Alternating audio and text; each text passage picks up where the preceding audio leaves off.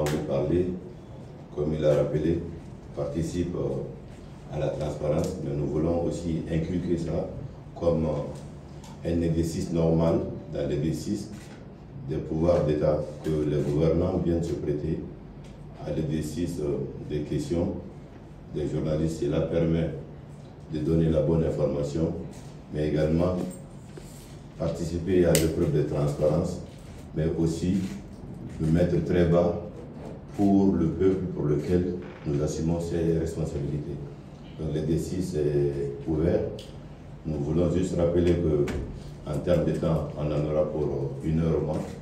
Et au-delà de ça, on va devoir arrêter l'exercice pour passer à d'autres impératifs de travail que nous avons aujourd'hui. Donc il n'y aura pas de limitation. C'est parler des mines. Nous voulons d'abord, d'entrée, remercier et féliciter le chef de l'État qui a pris la décision courageuse de redonner à la Guinée sa nouvelle souveraineté en termes de mines.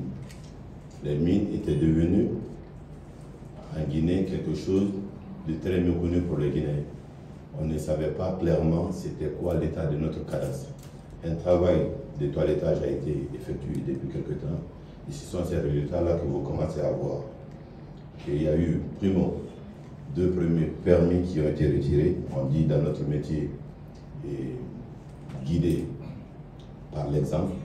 L'exemple, ce sont les 2 premiers permis que le CNRD a signés sous l'ère du général Mamadi Doumbouya.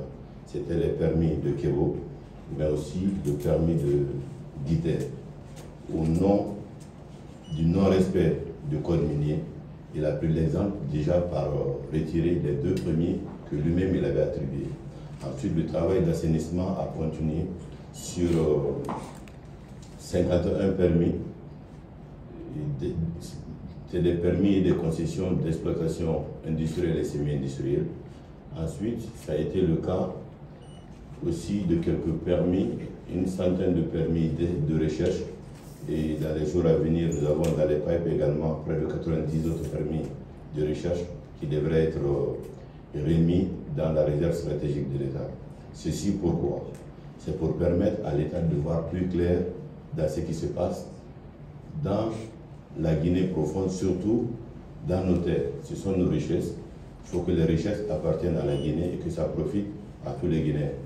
Donc, en les mettant dans la réserve stratégique de l'État, un travail sera fait pour que ça soit attribué aux meilleures personnes et que, conformément au code minier, que les projets soient développés dans l'intérêt de la Guinée et des Guinéens.